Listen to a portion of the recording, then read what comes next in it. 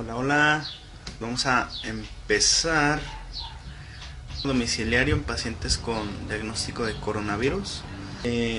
Lo que voy a compartirles ahorita pues es la experiencia que hemos tenido en estos últimos 2 meses con los pacientes que aislamos en domicilio y que estuvimos dándole seguimiento por llamada telefónica. El primer paso que tenemos que tomar en cuenta es tener una información correcta, una información adecuada, el conocimiento de lo que significa el coronavirus, de lo que significa COVID. No quiero abordar mucho en esto, sino simplemente lo que nosotros tenemos que tener en cuenta es que se manejan dos definiciones como tal, que es el caso sospechoso. Para caso sospechoso nosotros necesitamos que el paciente cumpla con al menos dos de los siguientes tres criterios, que es tos, fiebre y dolor de cabeza. Entonces nos vamos a la siguiente lista. Esa lista es más amplia, es dificultad respiratoria, escurrimiento nasal, dolor de articulaciones, dolor muscular, enrojecimiento de los ojos, pérdida del olfato, pérdida del gusto. Si cumple con dos de la primera lista y uno de toda esta lista, entonces nosotros podemos decir que el paciente es sospechoso a coronavirus. Si el paciente es sospechoso a coronavirus, pues en la medida inmediata que hay que hacer es aislarse en su cuarto y aislarse en el domicilio, ¿no? Ya dejar de ir a trabajar, y pues aquí entra como que en debate, ¿no? Si la prueba, que si se tiene que hacer o no se tiene que hacer. Aquí básicamente lo que yo les puedo argumentar es que independientemente de si la prueba es positiva o si la prueba es negativa, el tratamiento no cambia, el tratamiento sigue siendo el mismo. El tratamiento es aislamiento domiciliario, el paciente se tiene que aislar. Bajo este argumento nosotros podríamos decir que no todos los pacientes sospechosos a coronavirus se les hace la prueba y no es necesaria hacer la prueba, porque como no se va a modificar el tratamiento. ¿A quienes sí se les hace la prueba? Pues a todos los pacientes que tienen enfermedades crónico-degenerativas con algún dato de alarma. ¿Cuáles son los datos de alarma? Dificultad respiratoria y dolor de pecho. Bajo estas dos circunstancias, entonces sí, el paciente tendrá que estar en hospital con supervisión médica y antes de ingresarse al hospital se le hace la prueba, ¿no? La prueba tarda aproximadamente 10 días. En lo que tarda ese resultado, el paciente sigue denominándose como sospechoso o paciente sospechoso de coronavirus. Sobre el tratamiento, pues es esa parte también importante. Todas las infecciones virales que nos afectan a nuestro organismo se van a eliminar de una manera natural por nuestro sistema inmunológico, es decir, no necesitamos tratamientos. Del 80 al 90% de las infecciones de vías respiratorias se curan solas, no necesitan ningún tratamiento adicional. Sin embargo, sí damos tratamiento que nosotros le llamamos como tratamiento sintomático, es decir, los que van a ayudar a controlar las molestias del paciente. Fiebre, dolor, escurrimiento nasal, dependiendo las características del paciente, pudiera también presentar tos. Entonces, es importante nosotros tener estos conceptos para poder nosotros tener tranquilidad en el hogar de que si se llegase a presentar algún enfermo o alguna persona con sospecha de coronavirus, nosotros tomemos acciones inmediatas. El siguiente paso, nosotros le llamamos anticipación, porque es preparar a la familia. Nosotros tenemos que aceptar que al menos un miembro de nuestra familia se va a infectar. Quizá toda la familia pueda llegarse a infectar y eso es algo que nosotros tenemos que estar preparados y no minimizar cualquier dolor de cabeza, no minimizar cualquier escurrimiento nasal o cualquier tos, pero tampoco irse al extremo de estarse preocupando de que ya tosí o ya estornudé y ya me dio coronavirus, ¿no? Sino que simplemente mantener un equilibrio. Y si ustedes saben cuál es la definición de caso sospechoso, entonces ustedes van a estar tranquilos, ¿no? Aceptar que al menos un miembro de nuestra familia se va a enfermar nos va a permitir prepararnos para tomar las medidas oportunas. Elegir un cuarto dentro de nuestro domicilio donde se va a aislar la persona que está enferma. Generalmente pues se elige el cuarto del paciente que está contagiado. Nosotros recomendamos que sea un aislamiento domiciliario de 14 días porque los 14 días son los días que el paciente pudiera ser contagioso y que más personas dentro del hogar se pudieran infectar. Otra de las cosas que entran dentro de la anticipación es saber que el paciente no va a poder comer con los platos o con los cubiertos que comparte con toda la familia.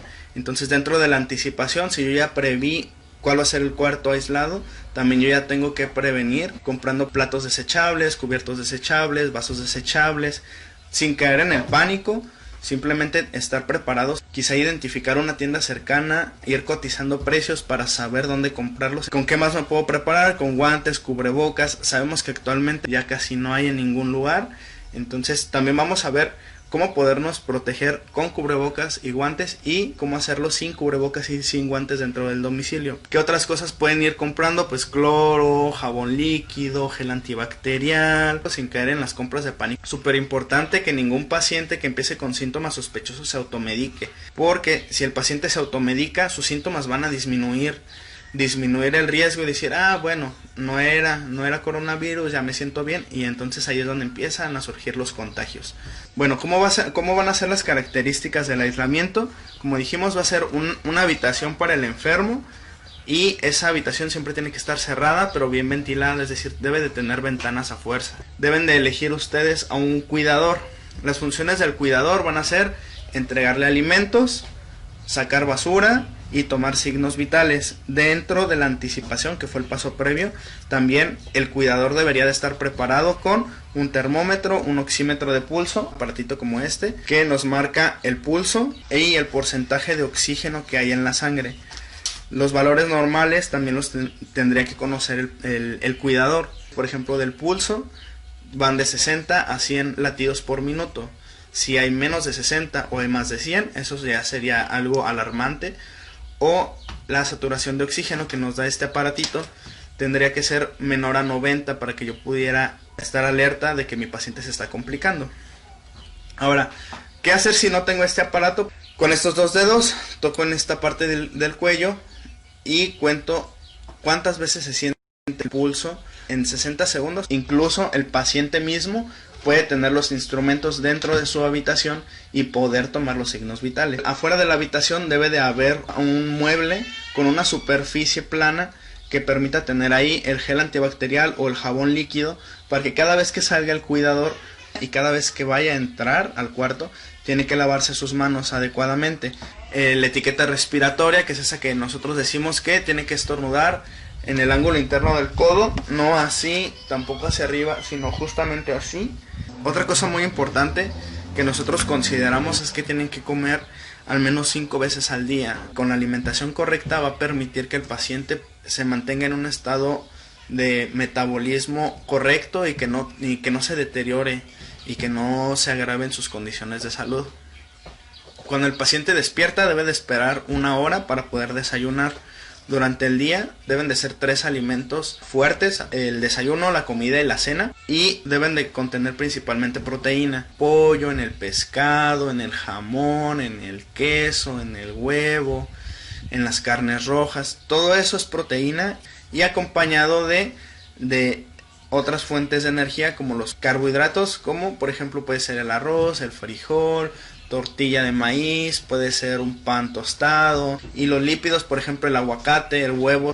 Y entre el desayuno y la comida debe de haber un aperitivo, que puede ser fruta picada con miel. Recordemos que como tal pues es una lucha donde todo nuestro cuerpo se enfrenta contra la infección, y pues el cuerpo tiende a deshidratarse por la fiebre, por la taquicardia, por la dificultad respiratoria.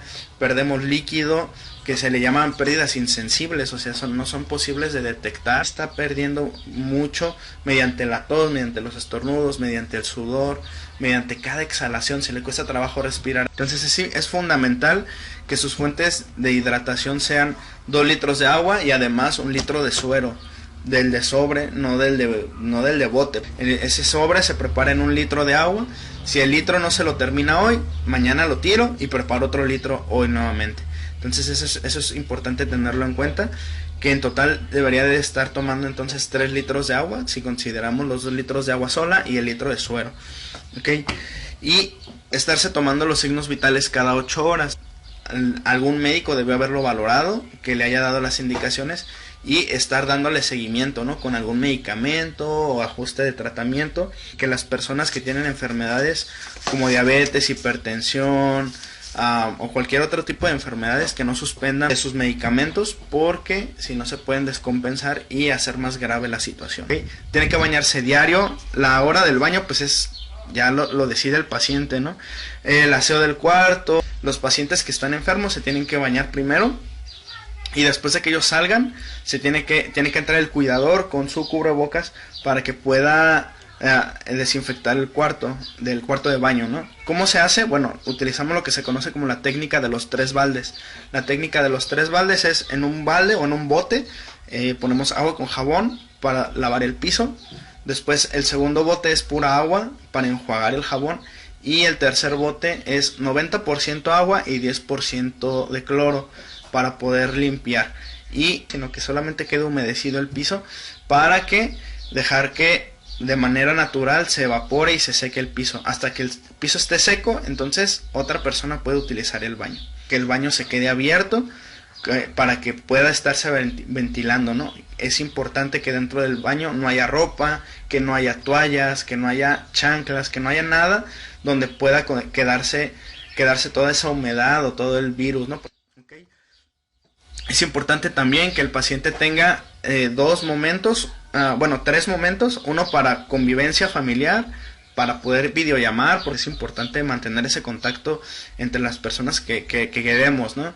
Otro momento de recreación. La recreación es cuando tú haces alguna actividad a favor tuyo, a favor de tu mente, a favor de tu cuerpo. Puede ser el ejercicio, puede ser alguna lectura, puede ser algún rompecabezas, algo que te active mentalmente. Son actividades recreativas. Y definitivamente el tiempo de ocio, que no puede pasar desapercibido, porque es importante saber equilibrar estas 3 cosas para que no nos afecte tanto estar enclaustrados, estar encerrados 14 días. Bajo estas circunstancias ya nosotros podremos establecer también cuáles son los datos de alarma o cuándo tengo que ir yo a un hospital, ¿no? Si soy un caso sospechoso, entonces yo definitivamente, si soy caso sospechoso y tengo alguna enfermedad como diabetes, hipertensión, obesidad, asma, si padezco algún tipo de cáncer o tengo alguna infección como el VIH, tengo que ir definitivamente a consultarme, pero no es de urgencia, ¿sí? Por ejemplo, si me empiezo a sentir mal en la noche, pero no tengo dificultad respiratoria ni dolor de pecho, pues puedo esperar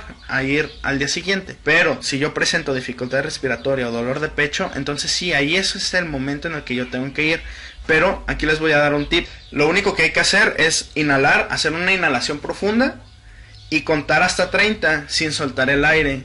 Si yo no puedo contar hasta 7 o si no puedo aguantar el aire por al menos 5 segundos, eso quiere decir que yo posiblemente tenga algún problema con la oxigenación de mis pulmones. O en su defecto, si yo tengo ya el oxímetro de pulso, si el oxímetro de pulso me marca una saturación de oxígeno menor al 90%, entonces eso ya es un dato de que mis pulmones no se están oxigenando bien la sangre, ¿de acuerdo? Entonces, ¿qué tengo que hacer antes de prender las alarmas y antes de quererme ir corriendo y antes de hablarle a una ambulancia? Bueno, me voy a tomar 2 horas y media para poder hacer cambios de posiciones cada 30 minutos. Primero me pongo boca abajo 30 minutos. Después me pongo de lado, con mi lado derecho hacia abajo, 30 minutos. Después me siento, otros 30 minutos. Después me acuesto de lado sobre mi lado izquierdo, 30 minutos. Y finalmente me pongo boca abajo otros 30 minutos. Si en esas 2 horas y media estos cambios posturales no mejoraron mi situación, entonces sí me tengo que ir a urgencias, ¿de acuerdo? Pero recuerden, todo es con anticipación. Yo ya para entonces, yo ya debo de saber que si me pasa esto en la madrugada, ¿quién me va a llevar? ¿A qué número tengo que llamar si no tengo quien me lleve? ¿Qué ruta tengo que recorrer? Entonces todo eso es importante desde la anticipación.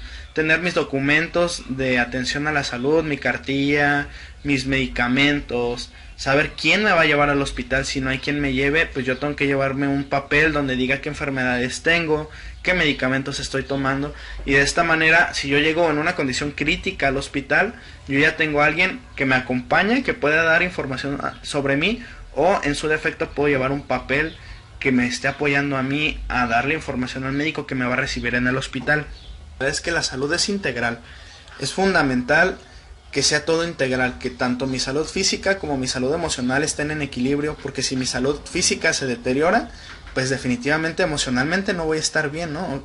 O sea, ¿quién quisiera decir, hey, yo tengo coronavirus? A nadie le gustaría decir, tengo coronavirus, o ay, voy a estar aislado 14 días, a nadie le gustaría decir eso. Y es por eso que a veces algunos pacientes toman la decisión de automedicarse para disminuir sus síntomas, creyendo que eso va a solucionar el problema. Y en la mayoría de las situaciones sí mejora el problema, sin embargo, sigue siendo contagioso la persona. Recuerden que el aislamiento es para proteger a los demás y no contagiar a las demás personas, ¿no? Ahora, ¿qué hago, por ejemplo? Si yo no tengo guantes, si no tengo cubrebocas, lo que hacer es preparar los alimentos y dejarlos en el pasillo de la puerta y tocar la puerta y decirle, hey, ya está aquí tu comida, y me retiro. Recuerden, la distancia dentro del hogar debe de ser de 2 metros. Entonces yo me retiro 2 metros, que el paciente salga por sus alimentos y cierre la puerta. Entonces eso es muy importante que ustedes lo tengan en cuenta. Este virus es altamente contagioso. Y sí, ya sabemos que el 80% de los casos es leve, no te va a pasar nada, no vas a terminar en el hospital. Sin embargo, hay personas que sí son muy potencialmente complicables. Recuerden, el paso 1 era tener la información correcta, ¿sí? Yo no lo minimizo, pero tampoco exagero. No caigo tampoco en el pánico, sino que yo, de manera objetiva, teniendo ya la información, puedo tomar una mejor decisión. ¿Cuál sería mi mejor decisión? Pues me aíslo los 14 días. Ya si es positivo o no, pues ya mínimo ya actué de una manera prudente, ¿no? Entonces eso es muy importante. Entonces, como les decía, todo esto es un manejo integral. La próxima semana, igual a la misma hora, el martes a las 6 o a las 8, dependiendo de dónde nos veas, voy a estar haciendo un video sobre higiene de salud mental, porque como les comentaba, ahorita pues nos enfocamos mucho en ese aspecto físico, ¿no? De cómo cuidar mi cuerpo, a la alimentación, la hidratación, los síntomas, cómo tomar los signos vitales.